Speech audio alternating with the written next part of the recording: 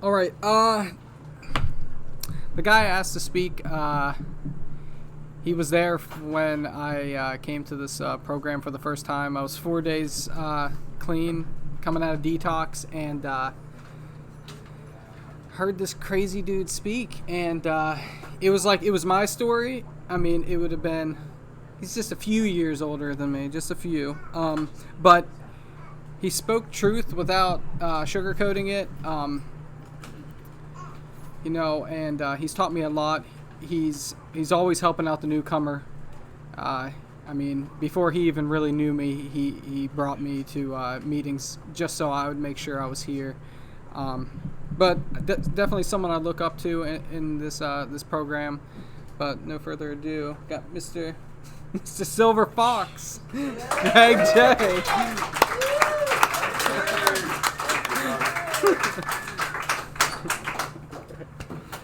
My name is Greg. I'm a grateful recovering addict. First and foremost, I want to thank God for the fellowship Narcotics Anonymous, showing me a new way to live. Tonight I'm changing up. I'm changing this all up tonight. I'm not going to talk like I usually talk because there's something going on here, and it's really awesome that physical meetings are coming back. And I want to thank, and I don't know if the techs are here, from the House in Awakenings and Miracles and the YWCA. They're all coming back to meetings, and they're all newcomers. And it's very hard for newcomers to stay clean today because everything we tell them they should do, they can't do. We can't be hugging. We can't fellowship after meetings. And it's very hard. It's like a two-edged sword for newcomers today. So I want to try to talk towards newcomers for a minute because I'm going to tell you something. You guys are the most important person at any meeting. And it's even more important now because you guys are the new foot soldiers because we're in a war on drugs and we're losing the war. You guys are the new foot soldiers. We need you more than ever. I'm telling you, this pandemic is just like the disease of addiction. It's fatal, it's invisible, and it's uncurable. I'm telling you, it's not playing. This disease of addiction is not playing.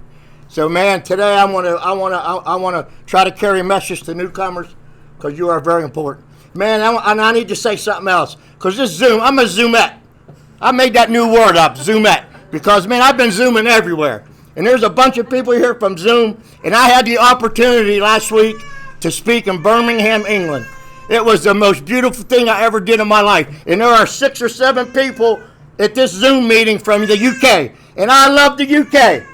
I think I might even love the Queen, but man, they're all here. This Zoom is a blessing, man. I've met people all over the world. It's badass. But man, I want to open like I always open. Then I want to share a little bit of a mess, and you're only going to get a little bit of the mess because I want to remember the end of the road. Then we're going to talk about recovery. But every time I'm asked to share, I always recite the prayer in the beginning of the basic text. It's the service prayer. If you don't know where it is, it's right in the front. It says, God, grant me knowledge to share according to your divine precepts. Instill in me a sense of your purpose. Make me a servant of your will. Grant me a bond of selflessness, that this may truly be your work, not mine, that no addict anywhere need die from the horrors of addiction. Man, it's hot. I got to take that hat off. And I always read the last paragraph of Tradition 5. Very powerful paragraph. It's the last paragraph in Tradition 5. What is our message? The message is that an addict, any addict, can stop using drugs, lose the desire to use, find a new way to live. Our message is hope and the promise of freedom. When all is said and done, our primary purpose can only be to carry the message to the addict who still suffers, because that is all we have to give. Then I always read out of Tradition 3. An addict who does not want to stop using will not stop using. They can be analyzed, counseled, reasoned with, prayed over, threatened, beaten, or locked up, but they will not stop until they want to stop. The only thing we ask of our members is that they have this desire. Look, man, when you get clean, don't try to get everybody else clean. See, I know people that get 30 days clean, they want to get all their friends clean. It don't work because they're going to get you high before you get them clean. Always remember that, man. The disease of addiction is no joke. It's a hunter. It's hunting you. And it don't hunt you when you take your first hit of dope. It's hunting you the moment you come out of your mother's womb. It's already hunting you. It's no joke. The disease is no joke. It is not playing, man. I don't play with disease. It's cunning, baffling, powerful, insidious. Wants to rob you of your hopes, your dreams, your goals, your skills, your attributes, your aspirations. It wants you dead. It don't want your kids. It don't want your house to burn down. It don't want you to lose your job. It wants you to fucking die. But it wants you to suffer first. My disease isn't in the corner doing push-ups. My disease don't need push-ups, man. Cunning, expert, sly, sabotaging, foxy, sneaky, master in the art of manipulation. Baffling means to trick, to puzzle, to cause a state of confusion. You know the one that scares me? Insidious. That's a scary word. That was a pretty scary movie, Insidious. Insidious means to lay in wait, already well established before becoming apparent. That's scary, man. You can arrest it, but what happens when you arrest something? It tries to get out, and it's trying to get out. It ain't playing, man. I'm telling you, man, God, I've been blessed by the best. I did absolutely nothing to deserve what's going on in my life right now. If I got what I deserved, I'd be 6 feet under. But I'm telling you what, man, God scraped me up. And let me say that again. God scraped me up and gave me unmerited grace and love, because I did absolutely nothing to deserve this. And I'm going to tell you all something, all you new people. You're here for a reason. Everybody in Narcotics Anonymous has an aim and a purpose. Our aim is to stay clean. With the help of Narcotics Anonymous, we're going to find out what our purpose is. You're here for a reason. There's a reason why you're here. There's a reason why you're not dead. There's a reason some people die and some people live. God, you are God's chosen people. You were chosen to be here. And you're here for a reason. You're a miracle. If you got a day clean, you got one miracle. If you got 2 days clean, you got 2 miracles. A miracle is anything that is contrary to science. See, they can send a man to the moon. They can bring the motherfucker back. But they can't figure out how we stay clean. And we stay squeaky clean. See, I believe what I read in the readings. This is a program of complete abstinence from all drugs. We do not substitute one for another. But if you're in this meeting and you're on drug replacement, welcome to Narcotics Anonymous. If you're here getting paper signed, welcome to Narcotics Anonymous. If you got a nudge from the judge, welcome to Narcotics Anonymous. I got 10 fucking nudges from the judge. I never came here. I had no idea what NA was. I needed to borrow money from the dope man. See, because I remember my last one. I remember my last high. You remember yours? Remember your last high? Say if you haven't, they say if you can't remember, you probably haven't had it yet. I remember it. I remember it. Stuck like Chuck. I remember true addiction. You know what true addiction is? That endless cycle of back and forth, back and forth, back and forth. Wanting to stop, but just don't know how, man. Just didn't know how. Didn't know it was about the first one. That's the first thing I asked Jimmy when I got to NA. Just tell me how not to use. Just tell me how not to use. He said, I'm going to tell you the same thing my sponsor told me. Don't put the first one in you, you won't get out. Got nothing to do with the second one, the 10th one, or the 1000th one. It's the first one. See? I'm a crackhead. Crack is the end of my story. And I always classify my addiction into 2 eras, BC and AC, before crack and after crack. Because before crack, I used to think life was manageable. See, I used to maybe even try to call myself a functioning addict.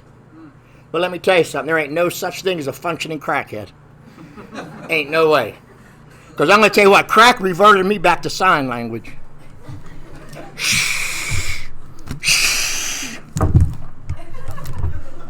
I don't know who was coming, but they never showed up. That was me, man. I used to always say I smoked crack for 20 years. That's a bold-faced lie. See, because Greg smoked crack once, and then crack smoked me. And believe me when I tell you it smoked me, because when I was done, it was all gone. My sponsor calls it the bye-bye drug. Bye-bye house, bye-bye car, bye-bye wife. It's all going to be gone. For real. My shit was gone. Now, that's what got me to Narcotics Anonymous. People talk about God. A lot of people don't want to hear about God. You know, I was raised Catholic. I was an altar boy, all that good shit. I used to be on the altar. I even went to the seminary. I was even thinking about being a priest, man. I believe that one. But, man, I didn't want to hear about God when I got here. I was kind of mad at God. I didn't want to hear about God. And what a lot of people use when they're coming off the street, because you don't know what someone had to do to get from point A to point B. You don't know some people do not want to hear about God. But God, a lot of people use that good early direction, G-O-D, they get from a sponsor. I didn't use that one. The God that I used was the gift of desperation, G-O-D. Desperation got me here. Pain got me here. Because I'm going to tell you something. I did not come to Narcotics Anonymous to stop using. I wanted to come here and find a good way to use. You addicts, you got to know a good way to use. And then I thought, fuck, man, maybe I'll just stop smoking crack and I can manage all that other stuff. But then when I read that reading, this is a program of complete abstinence from all drugs. So that kind of kicked that in the ass. So, like I said, utter desperation got me here. And I don't think about my past, man. I want to remember the last one. But you ever figure out why in a car, the rear view mirror is so small and the windshield so big? Because what's in the rear just ain't that important. It's what's in the front. Because in Narcotics Anonymous, we're always moving forward. We need a big screen to move forward. Because in Narcotics Anonymous, if you're not moving forward, you're moving backwards. There ain't no standing still. That's where that complacency comes in. Complacency will kill you just as quick as dope will. I had a buddy who used to say, complacency in recovery is like sitting in spilled milk. It tends to spoil. And that's what it does for me. See, I think because I got 11 years clean, now I can do some shit. I can be clean and live dirty. You ever done that? You ever been clean and live dirty? You ever come to a meeting and share all over the place like you're a freaking hero? Then when you walk out that door, you revert right back to retard mode instantly. Trying to pick up newcomers. I'm guilty. I've tried it. I've tried it. And I've done it. And I'm not proud of it. It's fracturing the already fractured. That's what we do, because we're all fractured here. There ain't nobody right here. If you was right, you wouldn't be sitting in this meeting. We all got issues. And we can't be fracturing the already fractured. We got to help each other. Say what you want, but watch what you say. Say what you mean. But God damn it, don't be mean when you say it, because words hurt. Words will send someone out. And when they go out today, they die. So I don't want to send someone out the door. And that's what happens when you use in 2020. You die. Be prepared. You want to put a needle in your arm today, be prepared to fucking die. It's that simple. So, I remember my last high. Locked in the basement by myself. Now, I know when I got here, they said people, places, and things. Don't go around the people you use with. God damn it, I'm a crackhead. I didn't want to use with anybody. Oh, I got rid of my girlfriend because I didn't have to share it no more. I didn't want to share that shit. Come on, man. My last high, I was locked in the basement by myself, a block from my house. And I came home, broke, didn't have a dime, man. That was my gift of desperation. 54 years old, moved back in my mother's house. Who does that, man? Who moves back in their mother's house at 54, broke, didn't have a penny? And I remember getting down on my knees, and I didn't even ask God for help. I said, God, please give me some direction. And I went to my first Narcotics Anonymous meeting 2 days later, and I've been here ever since. Never left. I'm one that came in here and didn't know alcohol was a drug, so you all are telling me alcohol's a drug. I said, you're full of shit. Narcotics are drugs. Alcohol ain't no drug. And they said, man, Greg, you cannot go to a bar and drink wine and go home. I said, oh, I can't. Watch me. And I did it for 94 days. I would go to the meeting. I never got drunk, not once. I left the meeting. I went to the bar, drank one beer, had a piece of pizza, and went home. Because that's how my brain works. You tell me I can't do it, I'll show you. And then 94 days later, I got bagged by my sponsor. And Larry, he thinks it's funny over there. He's always laughing. We was on our way to Marietta to go visit a friend. And Jimmy said, what do you mean you drank? I said, yeah. I said, alcohol's not a drug. I'm here for narcotics. He said, you got a new clean date? I said, oh, no way. I ain't got no new. He said, yes, you do. So I went to Marietta, crying like a little baby. I didn't talk it was like we were about 40 minutes out of Marietta. I didn't say another damn word. I was pissed. But when I got to Marietta, man, I went up and got a white key tag. And it was the greatest thing I ever did, man. It set me free. Honesty is the antidote to our disease thinking. If you can't get honest, you can't recover, man. There's 3 spiritual principles that are indispensable. What are they? Honesty, open-mindedness, and willingness. Honesty is first. That means it's very important. But the first person you got to get honest with is you. You got to get honest with yourself. And that was like a skid of bricks was lifted off my shoulders in Marietta, Ohio. And that's when my recovery started. But I'll never forget my first meeting. And I'll never forget the 2 gentlemen that met me at the door when I was the newcomer. They did their job. They welcomed the newcomer, which was me. And they're both in this meeting right now. My sponsor, Jimmy, and my dear friend, Larry. Larry gave me my first NA hug. And I remember that hug. Why would I remember my first hug? Why would I remember that? Because it was so powerful. See, because, like I said before, I didn't come here to stop using. I came here to stop hurting. Pain got me here. That's why we hug in NA. There's a reason we hug in NA. We're the only fellowship that hugs. And we hug for a reason. Because we're embracing each other's pain. Pain's what got me here. You know? If using's the answer, what the fuck is the question, man? You know? Kathy says that all the time. If using's the answer, what the fuck is the question? Then ask yourself another question. Has using ever bettered my situation? Ask yourself that question. Has using ever bettered your situation? It never will. Using will never be the answer. See, it goes against an addict's nature not to want to use, though. The most obvious symptom of our disease is using. And when we're early in recovery, like there's a lot of newcomers in here, you're early in recovery, you're going to think about using. A lot of people say, why do I keep thinking about it? Why do I keep... God damn it, you're new to recovery. Your mind's coming out of the fog. You're going to think about it. But like my buddy Melvin says all the time, just because you think it don't mean you got to do it. He said, I could stand out in front of a bank all day long and think about robbing it, and there ain't nothing they can do to me. But let me go in that bank and tell them what I'm thinking. I'm probably going to prison. You're going to think. You're going to think about using. You're going to dream about using. I told you the disease of addiction was a hunter, and it's going to hunt you in your sleep. You think it's going to let you alone because you're sleeping? Come on, man. It's out to kill you. I don't want to give it no chances, man. You got to be on it, man. You got to be on it. Got to be on it. So, the disease of addiction doesn't want you at the end of the road. I told you about the end of the road. See, that's where I got to go. I got to go to the end of the road. See, I can't go to the beginning. The disease wants you in the beginning.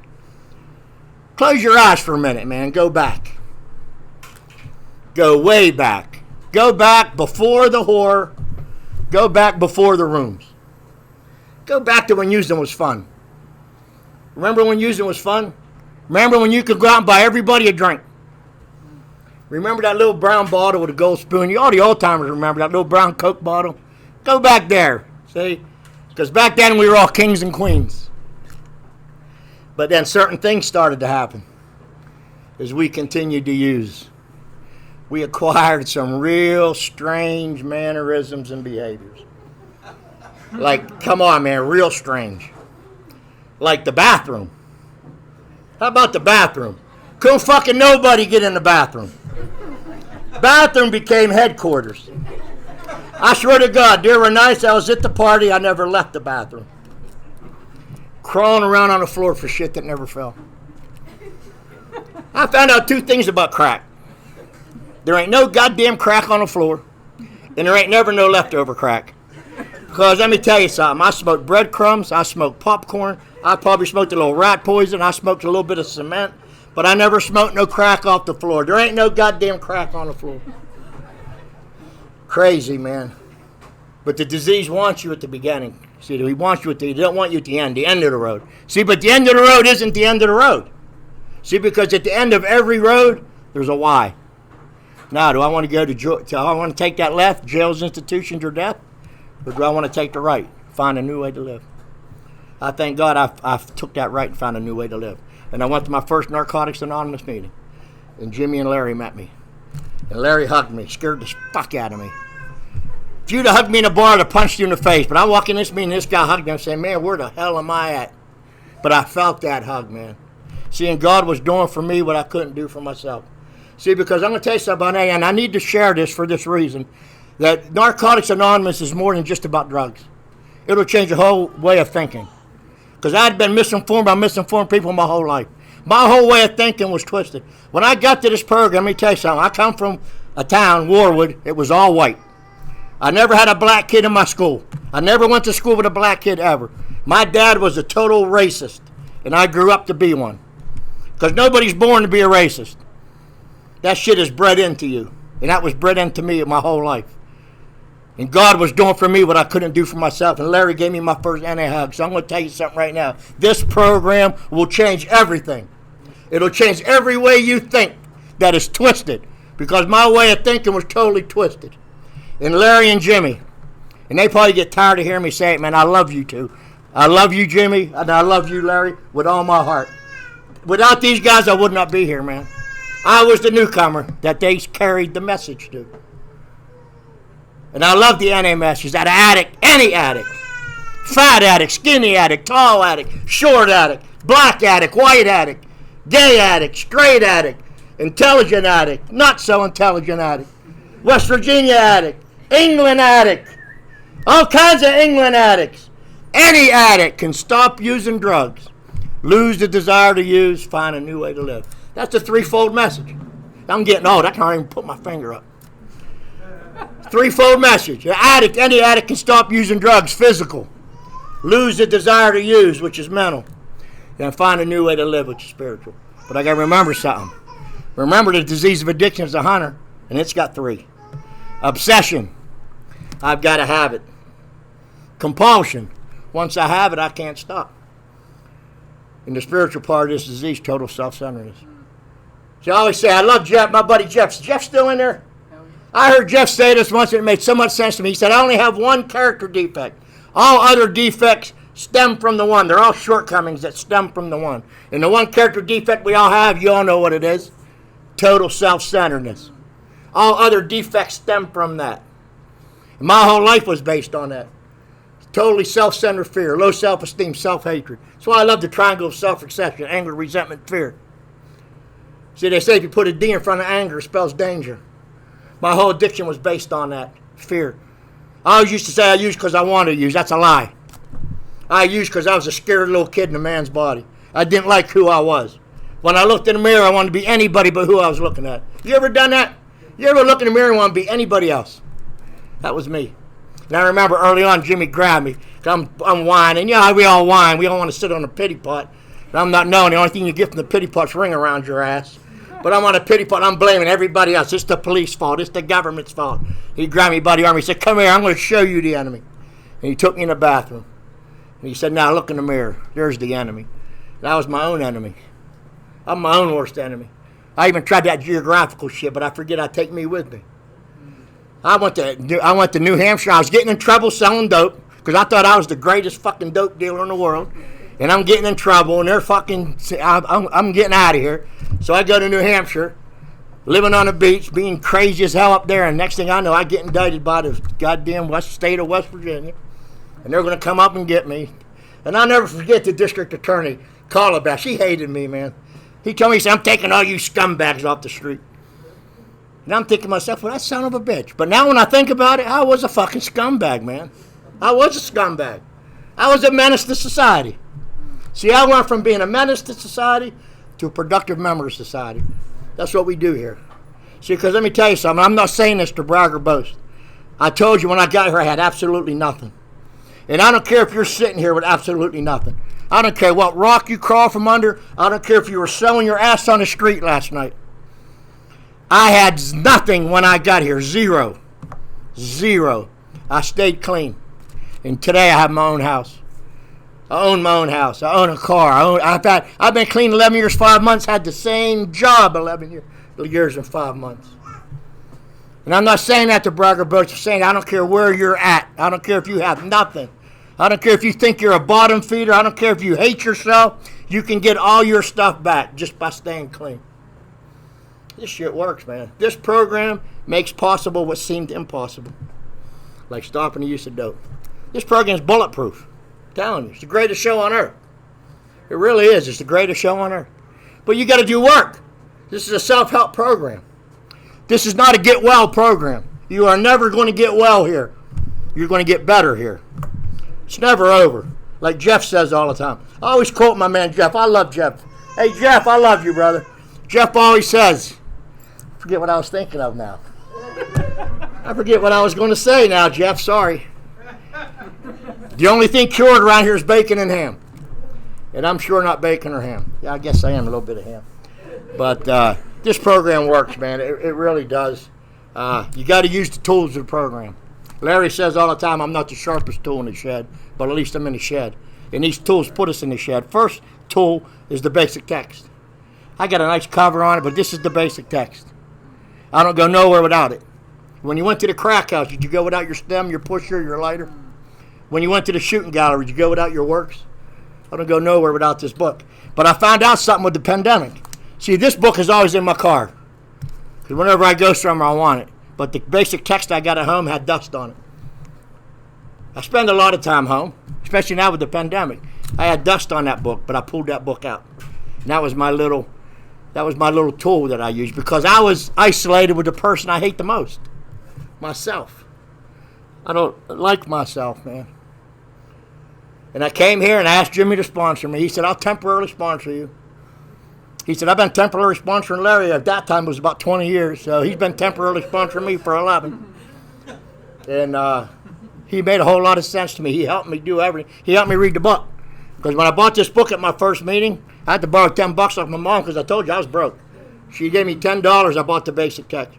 And he said, take that book home and read it. He said, I want you to read the first page. Take it home and read the first page. That's what you know about recovery. That's what I'm just going to look at it here. He said, no, take it home. So I took it home, opened up to the front page. First page is blank, which is what I knew about recovery, nothing. But I'm going to tell you something about this book, because like I said, I came right off the street, and I wasn't understanding this shit I was reading, because it really wasn't making a whole lot of sense to me. I understood the one thing, because I didn't want to introduce myself as an addict, because I didn't think I was. I'm a crackhead. I ain't no addict. An addict's a homeless person underneath the bridge with a needle in his arm. I never used a needle. Now, thank God I never put a needle in my arm. I thank God, because I know what that'll get you. But I didn't think I was an addict. So, man, how smart were these guys that wrote this book? Chapter 1 is, who is an addict? And I'm reading it and I'm saying, oh, shit, man, shit. And I wanted to highlight all the important shit. I highlighted every goddamn sentence in the whole chapter. And I called Jimmy. I said, Jimmy, man, I'm one of them. He said, what the hell are you talking about? I said, I'm one of them. He said, you're one of what? I said, I'm an addict. He said, I could have told you that yesterday. But I had to read about it. And the book is not easy to read if you're coming off the street. Now, I was always good with word comprehension. I know what words mean. A lot of that shit I learned from judges and district attorneys, right? I learned the difference between consecutive and concurrent, guilt and innocence, aggravating and mitigating. That shit's easy. But goddamn it, when you come off the street and you open this book and it says surrender to win. What the fuck does that mean?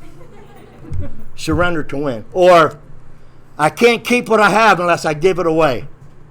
Travis, what does that mean? Or, if you love yourself less, you will learn to love yourself more. That don't make no sense to me. So I had to have a sponsor. See, a lot of people say your sponsor's just trying to help you work steps. Bullshit. My sponsor's there for everything. My sponsor helps me every day. My mom died when I had 4 years clean. I love my mom with all my heart. My mom was like an angel of mercy. She was the only thing good in my life. And I used to bring that basic text home and I couldn't find my book. My mom would be in her room reading it. And she came down with pancreatic cancer. She found out in December. She was gone in February. Just like 2 months, it was done. It was a wrap. And we thank God for that, because pancreatic cancer is very painful. She didn't have to suffer much pain. But I was able to be there. And that was because of this program. See, because when my dad died, I didn't miss a beat. My dad died, I was in addiction. I did not miss not one beat. I didn't shed not one fucking tear when my dad died. Because when I'm using dope, I don't care about nothing or nobody. But when my mom died, I was there. I was able to hold her hand. I was able to be at the hospital. And we talked. And I'd sit there and hold her hand. And she loved Ave Maria. She used to have that song, Ave Maria. She had a little chime. I used to sit there and chime it, and it would go off, and she'd say, do it again. And I got to sit there with her. She said, Greg, you've made the last 4 years of my life so happy. Now I can die in peace. And she died the next day, but I was able to be there. It's because of this program. And then Narcotics Anonymous showed up. We filled up the whole funeral home. Filled it up, man. My sister's saying, Greg, who are these people? All Narcotics Anonymous, we show up. And I thank Jimmy for that. And Larry, because we went, the night my mom died, Larry was speaking in Parkersburg. We drove to Parkersburg, because that's what I needed to do to stay clean. All sticking together. And here, 11 years later, we're all still together. Recovering, going to conventions. We go everywhere. We go everywhere, man. Narcotics Anonymous is alive, man. I even go to England. I'm going back to England July 7th. Early birds. I love England, man. I'm having a good time in England. I'm going back there on Monday anyway. But, man, look, this program works. Sponsorship is so important. And I know there's a lot of newcomers here. And I'm going to read a couple quick stories, because I believe meetings ending on time, and I got 8 minutes. I'm going to read about sponsorship. Now, I know a lot of y'all might not have sponsors yet. If you're in the rehabs or wherever you're at, you might not have one. This is what you might want to look for in a sponsor. Jimmy gave me this years ago. and it's called Portrait of a Sponsor. I can't give solutions to all of life's problems, doubts, or fears, but I can listen to you, and together we can search for the answers. I can't change your past with all its heartache and pain, nor the future with its untold stories, but I can be there now when you need me to care. I can't keep your feet from stumbling. I can only offer my hand that you may grasp it and not fall.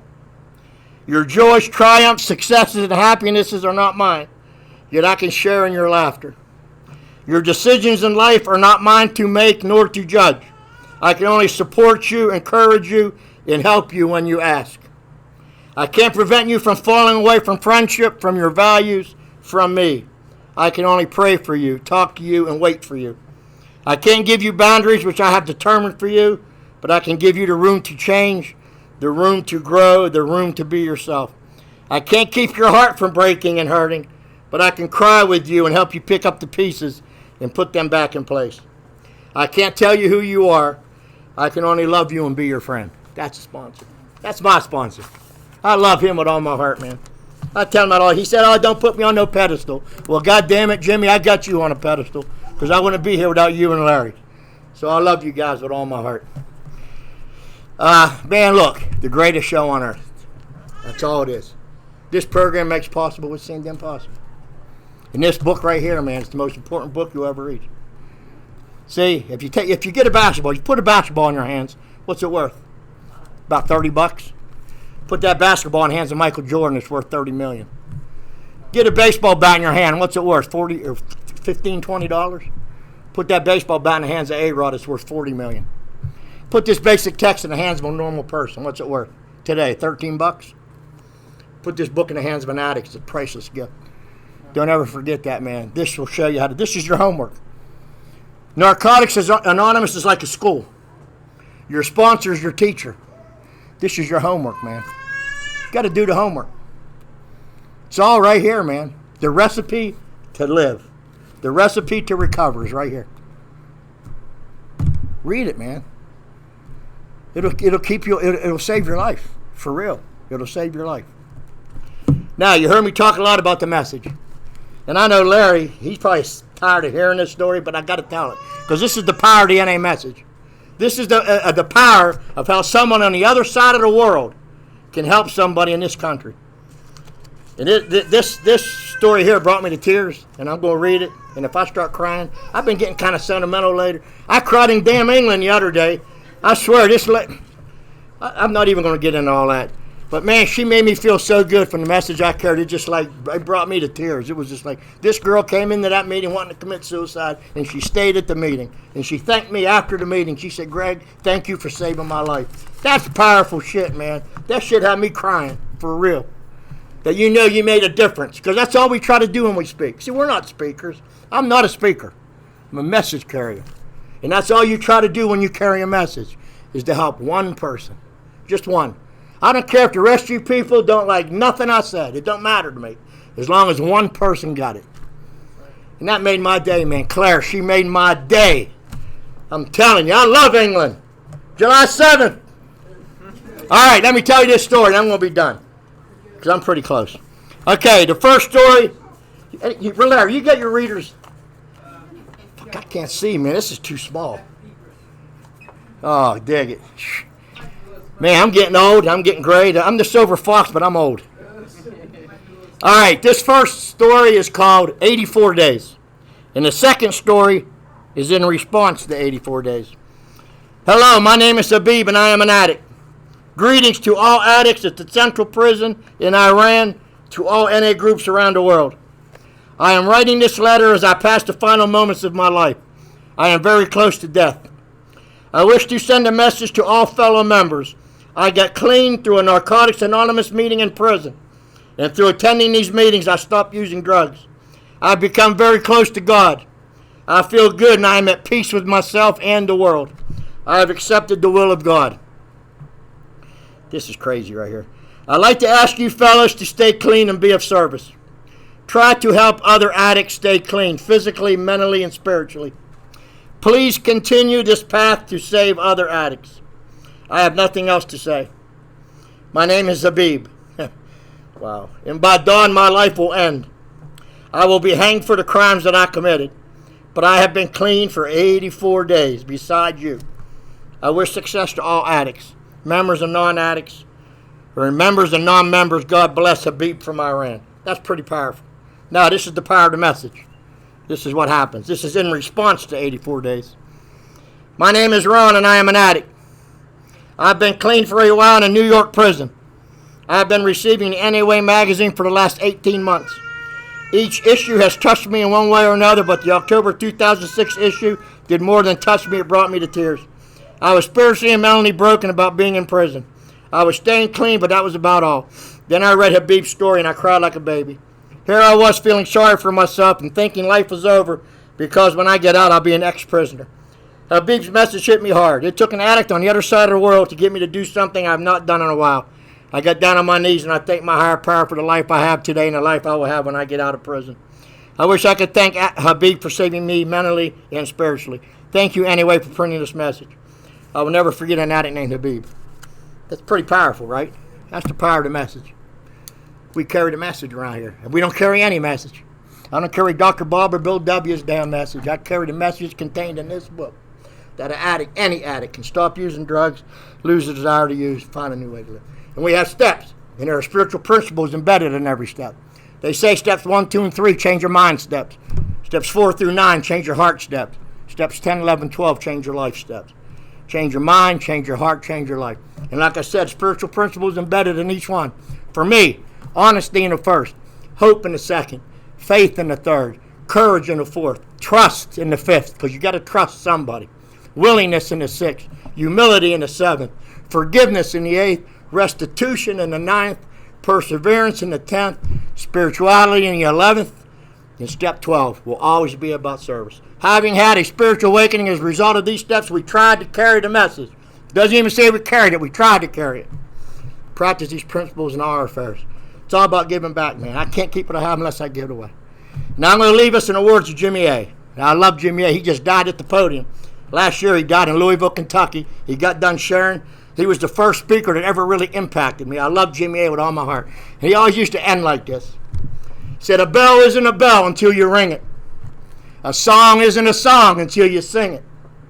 Love isn't love until you give it. And recovery surely is not recovery unless you live it. Just for today, I want to live this program. I want to work the steps, but then I want to live the steps. I love you guys. I love you, England. Keep coming back. My name's Greg. I'm an addict.